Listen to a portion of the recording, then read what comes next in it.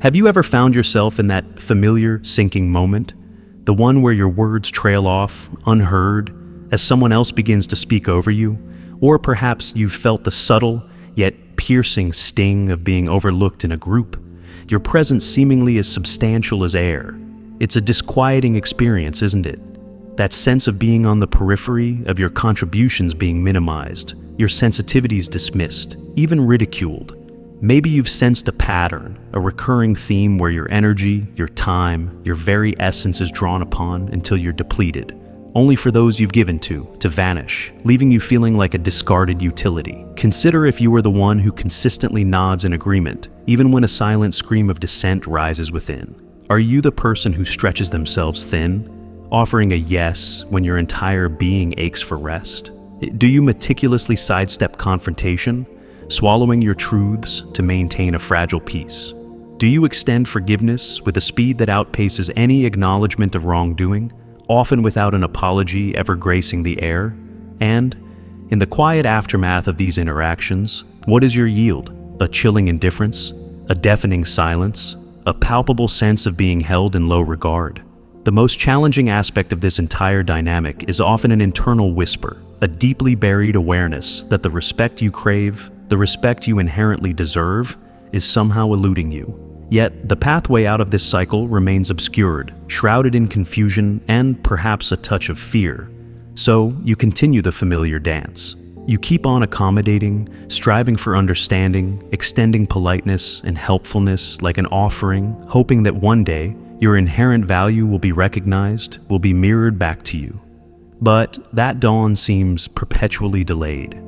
The renowned psychoanalyst Carl Jung once observed, "The most terrifying thing is to accept oneself completely."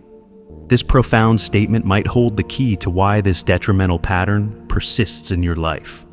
To cultivate self-respect, to demand it not through aggression but through authentic presence, requires an act of profound courage, the courage to turn your gaze inward. It necessitates acknowledging a difficult truth, that you bear a measure of responsibility in this dynamic. So long as you persist in ignoring your own needs, your own voice, your own worth, you inadvertently grant permission for others to do likewise. This exploration isn't about assigning blame or positioning you as a perpetual victim. Instead, it's an invitation to awaken to the underlying mechanics of these painful experiences. The root of the disrespect you encounter from friends, family, partners, or colleagues is often far more intimately connected to your inner world than you might imagine. If you are weary of this recurring narrative, it's time to delve into the reasons behind it. It's time to reclaim stewardship of your emotional landscape. We will journey into the depths of Jungian thought to illuminate why you might tolerate what feels intolerable, and more importantly, how you can fundamentally alter this trajectory. For until you cease to betray your own self, the world will struggle to offer you the dignity you seek. Are you prepared to confront the truths you've perhaps long avoided, the unspoken narratives that shape your reality? The world that unfolds around you, with all its interactions and relationships, isn't merely a series of random encounters. It is, in many ways, an undeniable echo of your inner landscape. This is a concept that many find difficult to truly internalize. Is it simply that people are inherently unkind, self-absorbed, or unfeeling when they disregard you? Perhaps in some instances. But the more confronting and ultimately empowering realization is that they are often responding to the cues you emit, to the way you position, or fail to position, yourself in the world. When you choose silence in the face of unfairness, when you tacitly accept being treated as secondary, you are in effect sending out a silent broadcast. This broadcast communicates, "This is the level of regard I hold for myself. These are the terms of engagement I find acceptable." Carl Jung's psychological framework suggests that our external reality often serves as a mirror to our unconscious mind. The recurring instances of disrespect, the dismissals, the painful silences you endure, these are not just random acts of unkindness. They can be viewed as symbolic manifestations of how you relate to the unacknowledged, often repressed aspects of your own being. As long as you fail to genuinely recognize and embody your own intrinsic worth, you project an image to the world that may appear distorted, fragile, or insecure. And the world, in its often unthinking way, tends to interact with that image exactly as it is presented. The purpose here is not to heap blame upon your shoulders, but rather to spark a crucial awakening. The disrespect you perceive from others may have its foundations in unspoken agreements you've made with yourself over the course of your life. Perhaps in your formative years, you absorbed the lesson that being good was synonymous with being quiet and compliant. Maybe you learned that acceptance was conditional upon perpetual agreeableness, or that love meant prioritizing others' needs to the complete exclusion of your own. These early scripts, internalized deeply, can continue to operate in the background of your adult consciousness, subtly directing your choices, shaping your relationships, and dictating every word you swallow, every boundary you fail to erect. You may have internalized the belief that your value is contingent upon external validation, upon the approval and affirmation of others. This silent, often unconscious conviction can permeate every facet of your existence. You inadvertently position yourself as somehow lesser, not from a place of conscious intent, but from a deeply ingrained habit, an unconscious reflex. And until you bring this internal dynamic into the clear light of conscious awareness, the cycle is destined to repeat. You can change your geographical location, your career, even your circle of acquaintances, but the pattern will follow you because it resides within you. Jung posited that which remains unconscious doesn't simply vanish. Instead, it often manifests externally as what we perceive to be fate or destiny. Therefore, until you courageously confront the way you truly see and treat yourself, you will likely continue to encounter experiences that reinforce your feelings of invisibility and insignificance. You do not necessarily attract what you consciously desire. Rather, you attract what you unconsciously believe you deserve, even if that belief is buried deep beneath layers of denial or self-deception. However, there is a path forward, a way to break free from this cycle. It begins paradoxically at the point of greatest discomfort. It requires you to cease the relentless outward search for respect and, instead, to begin the intricate work of constructing it from within. This naturally leads to a pivotal question, one that few genuinely pause to ask themselves. Yet, it is a question that profoundly shapes the entire trajectory of one's emotional life. Why do you persist in the exhausting endeavor of trying to prove your worth to others? You may have dedicated a significant portion of your life to this very pursuit, striving to be the perfect child, the ideal partner, the ever-reliable friend who never falters. You've bent, adjusted, and molded yourself, attempting to fit seamlessly into the expectations and desires of those around you. And what has been the consistent return on this investment? Perhaps fleeting moments of approval, yes, but rarely the deep, abiding respect that your soul craves. This is because individuals who dedicate their lives to pleasing others inevitably project an image of malleability, an invitation for manipulation, whether consciously or unconsciously offered and received. This is the insidious trap of external validation, one of the most subtle yet cruel mechanisms of the human psyche. Carl Jung enlightened us regarding the persona, the social mask, the curated self we present to the world to gain acceptance and navigate social landscapes. While the persona is a necessary component of social interaction, it becomes a source of profound dysfunction when we over-identify with it, when the mask becomes mistaken for the entirety of our being. When this occurs, a disconnection from our authentic essence is inevitable. We risk becoming a polite specter, a presence that might please many, but is truly respected by few, and perhaps not even by oneself. The longing for acceptance is a fundamental aspect of human nature. It is woven into our social fabric. The critical issue arises when this innate desire morphs into the primary compass guiding your identity. When your sense of worth becomes tethered to the reactions of others, a compliment inflates you, a criticism devastates you. Your self-esteem becomes a fragile entity, held captive by the ever-shifting gaze of those around you. You might find yourself driven to be perpetually useful, necessary, even indispensable, because of an underlying, often unspoken belief that respect is something to be earned only through absolute flawlessness and constant service. But the unvarnished truth is often stark. The more ardently you attempt to prove your worth, the more you inadvertently signal to the world a fundamental disbelief in your own inherent value. Individuals who possess a deeply rooted self-respect do not typically engage in desperate pleas for attention or recognition. They do not perform acts of service with the unspoken expectation of love or esteem in return. Their sense of self is anchored internally. They know who they are, and that intrinsic knowing is sufficient. They feel no compulsion to sacrifice their core needs to be seen, nor do they find it necessary to diminish themselves to be liked. They are not paralyzed by the fear of displeasing others, for they understand that authentic living sometimes requires making choices that will not meet with universal approval. Living with integrity often involves the risk of disapproval. However, reaching this state of inner solidity necessitates a break from a deeply ingrained misconception: the idea that you must earn the respect of others. You do not.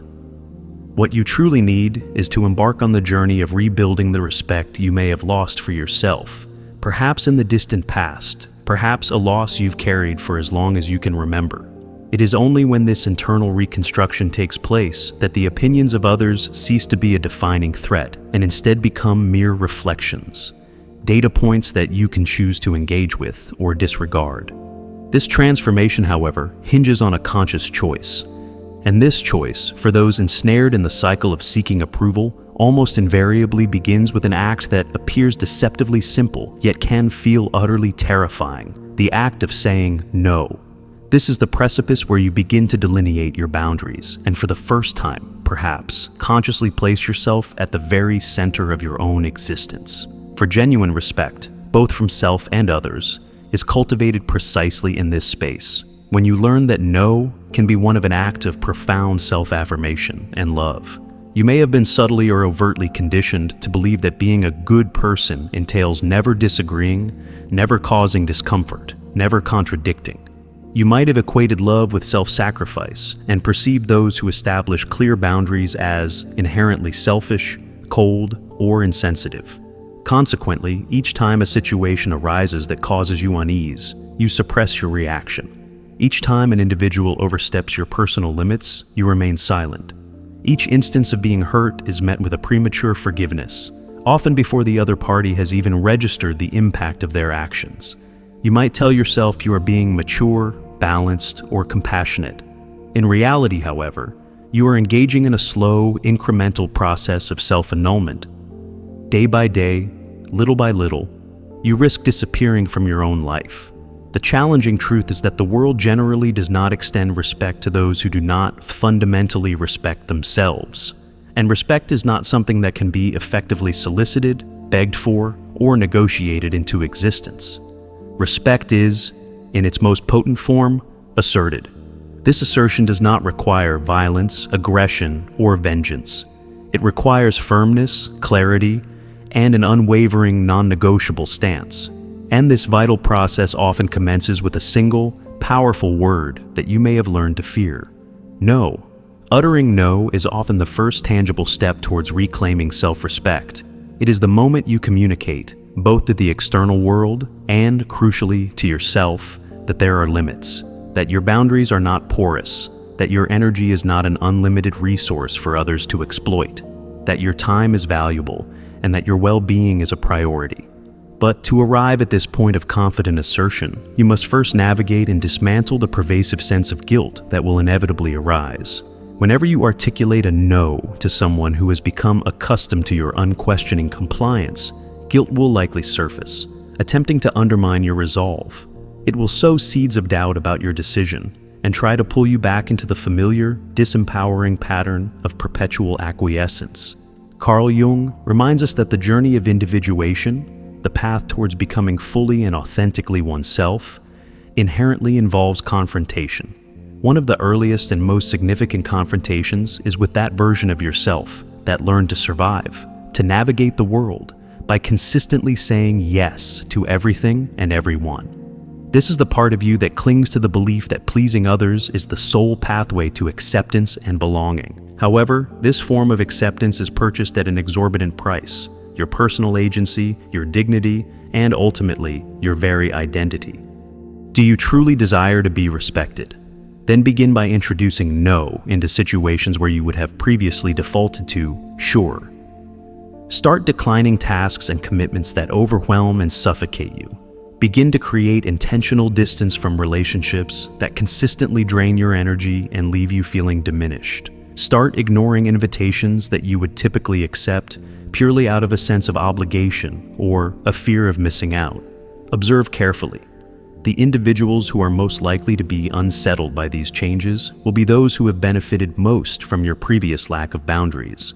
Your newfound limit will starkly illuminate their pattern of overreach or exploitation. And this revelation can be uncomfortable for all involved, but it is a necessary discomfort, a growing pain on the path to self-reclamation. It is crucial to understand that every time you say no to an external demand that compromises your well-being, you are simultaneously saying a profound yes to yourself. And that yes is the seed of something incredibly potent, the rebirth of your own inner authority, the recovery of your authentic voice, and the commencement of a new way of being in the world, a way that is no longer contingent upon the permission or approval of others. Yet, there exists an even more profound reason that may hinder your ability to establish and maintain healthy boundaries. This reason is often concealed in the recesses of your psyche, in those parts of yourself that you habitually refuse to acknowledge or examine. It resides within your shadow, those aspects of your personality, your emotions, and your potential that you have repressed, denied, or attempted to bury, yet which continue to exert a powerful, albeit silent, influence over your life. Why do you find yourself tolerating situations that are clearly causing you pain? Why do you remain ensnared in friendships that diminish your spirit, in relationships that deplete your resources, or in environments that compel you to hide your true self in order to feel accepted? Why do you permit yourself to be consistently interrupted, ignored, overwhelmed, or treated unfairly without a meaningful response? The answer is not solely rooted in your upbringing, past traumas, or current circumstances, as significant as these factors may be. A substantial part of the answer lies within your shadow. Carl Jung conceptualized the shadow as the repository of all that we have disowned within ourselves. Emotions, impulses, traits, and desires that we learned, often at a very early age, were wrong, bad, ugly, or otherwise unacceptable. The child who was consistently reprimanded for saying no may have learned that submissiveness was the key to safety or affection. The child who was punished for expressing anger may have learned to mask their true feelings behind a perpetual smile, swallowing their tears and frustrations. The child who was repeatedly ignored when they sought attention or support may have learned to make themselves as small and invisible as possible, so as not to be a perceived burden. And so, you may have matured by constructing a persona, a carefully curated self that is pleasant, polite, and accommodating. Simultaneously, you might have relegated your innate strength, your capacity for healthy aggression, in the sense of assertive self-protection, and your righteous indignation to the dark recesses of your unconscious. But what is buried alive does not simply cease to exist. On the contrary, it often gains a volatile strength in the subterranean chambers of the soul. Your shadow, though silent and unseen, remains vibrantly alive. And it is frequently this unacknowledged part of you that subtly sabotages your efforts when you most need to assert yourself. It is the insidious whisper of better not that arises each time you contemplate taking a stand. It is the paralyzing force that immobilizes you when every fiber of your being screams, enough. Reflect for a moment. How many times have you yearned to speak your truth, only to remain silent? How many times have you swallowed your pride to preserve a superficial peace that was never truly yours to begin with? How many times have you allowed someone to violate your boundaries, only to be left with a corrosive feeling of being used, devalued, or diminished? You tolerate the intolerable, in part, because you are disconnected from, and perhaps even afraid of, the very parts of yourself that you have lost or disowned along the way. You fear accessing aspects of yourself, your firmness, your legitimate anger, your instinct for self-preservation, because you may have internalized the damaging belief that these qualities are inherently negative or unlovable. You might still operate under the assumption that to be loved, you must be endlessly passive, or that to maintain relationships, you must continuously erase your own needs and desires. But this is a profound misconception, a relic of old conditioning that continues to run like outdated software in the background of your mind. And as long as you avoid confronting this internal reality, you are likely to find yourself replaying the same painful scenarios, merely with different characters and in different settings. New acquaintances might evoke the same old feelings of being undervalued. A new job might bring the same familiar sensation of being exploited. A new romantic relationship might reopen the same deep wounds of feeling invisible or unheard. Consider a common example. Think of a time you went to extraordinary lengths to do a significant favor for someone, secretly hoping that this act of generosity would garner recognition, appreciation, or perhaps even affection. But instead, you received only indifference, ingratitude, or even worse, further demands. And you remained silent, seething inwardly, feeling used and foolish. Or recall a situation where someone disrespected you publicly, perhaps a supervisor, a friend, or a partner, and you swallowed hard, telling yourself it wasn't worth the confrontation, that it was better to keep the peace. This kind of silence is often not wisdom or maturity. It is frequently submission masquerading as diplomacy, and it stems directly from the unacknowledged shadow. Jung famously stated that what you do not accept in yourself ultimately controls you from without. Your repressed anger can manifest as chronic passivity.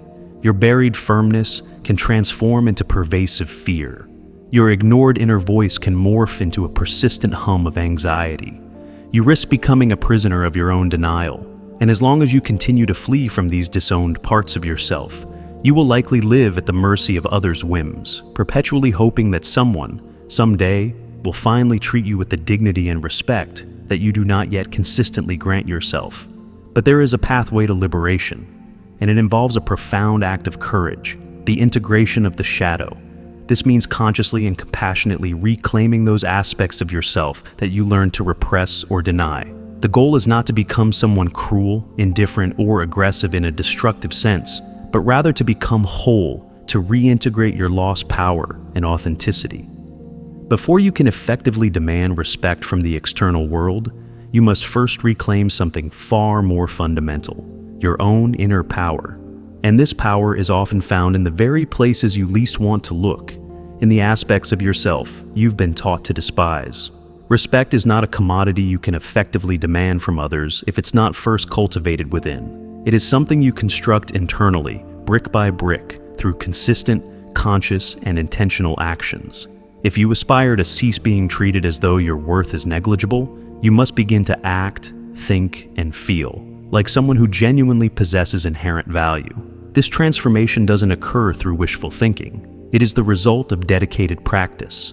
Here are some practical anchor points you can begin to integrate into your daily life to reclaim the respect you've lost, both for yourself and, consequently, in the eyes of others. First, learn to use your discomfort as a compass. Each time a situation or interaction triggers that familiar feeling of unease, irritation, or being undervalued, pause. Resist the urge to immediately rationalize it away or make excuses for the other person's behavior. Instead, ask yourself a direct and honest question. If I held myself in the deepest possible respect, what would I do or say in this moment? The answer might be to calmly end the conversation, to clearly state a boundary, to choose not to respond to a provocative message, or to decline an invitation that feels like an obligation rather than a genuine desire. Trust that answer and act upon it. Your discomfort is often your psyche's alarm system, signaling that you are on the verge of betraying yourself once more. Second, consciously work to stop over-justifying your decisions, especially your no's. You are not required to provide an elaborate, multi-point explanation for every boundary you set or every request you decline.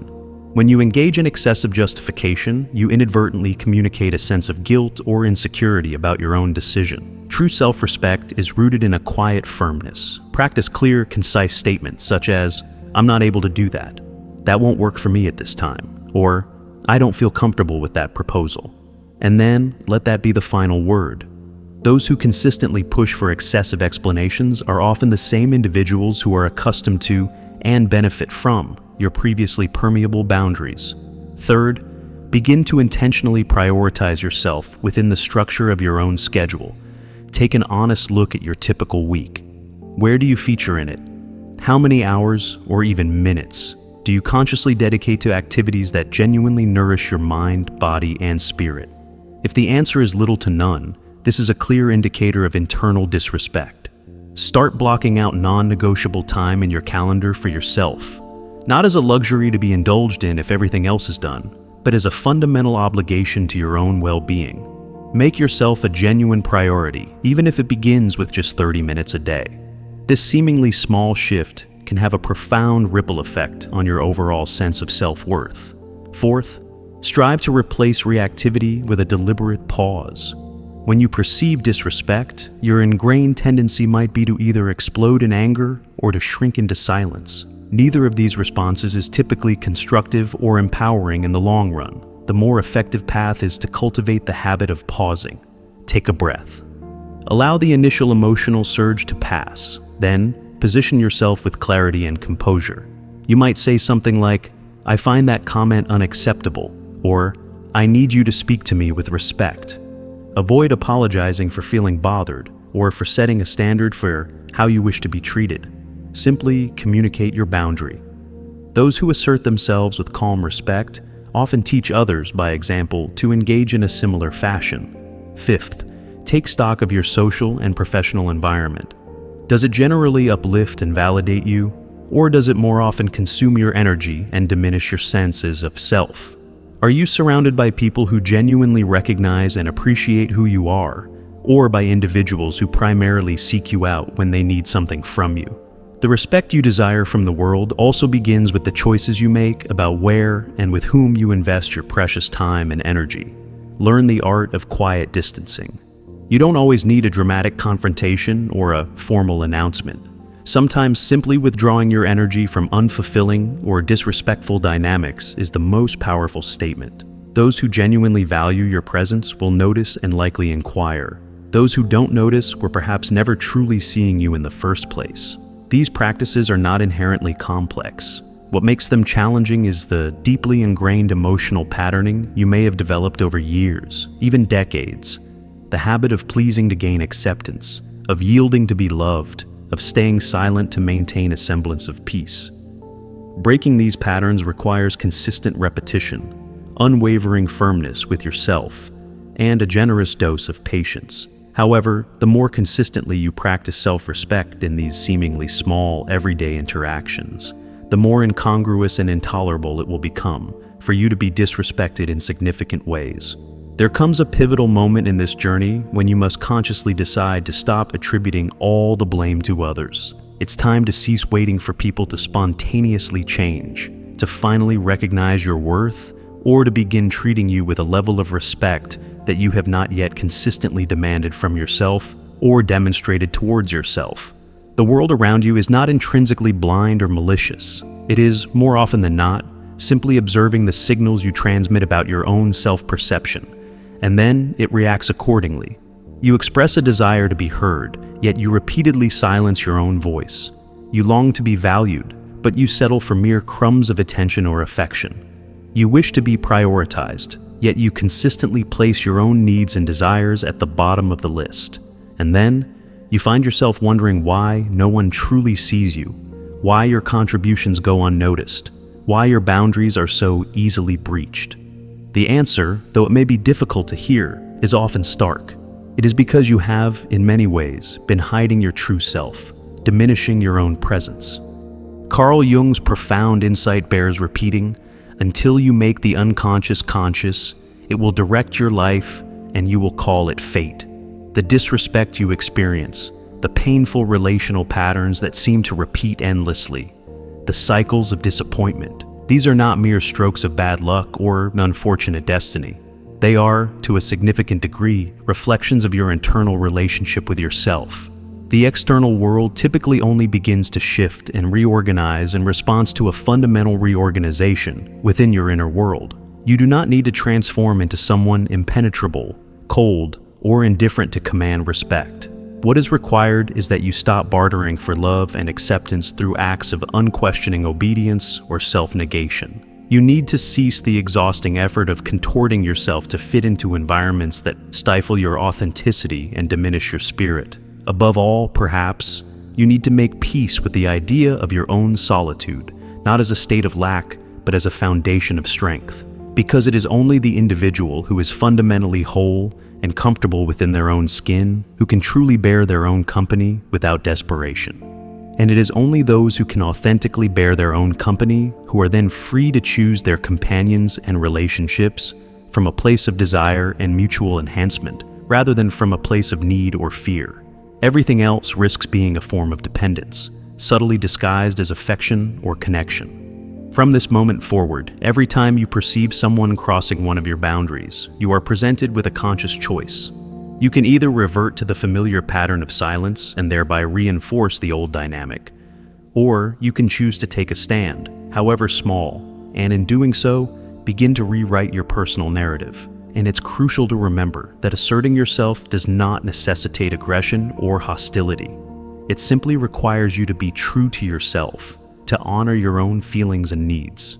Because when you genuinely begin to respect yourself, something profound shifts. Your energy changes, your posture subtly alters, the very quality of your gaze transforms. And the world, in its own way, notices. Respect truly does begin from within. And when that internal foundation is solidly in place, you will find that you no longer need to constantly ask for it, plead for it, or demand it. It will quite simply become an inevitable consequence of your own self-regard. Thanks for watching. If this resonated, please like this video and subscribe to stay updated. I look forward to continuing this journey with you. Until next time, take care and be present.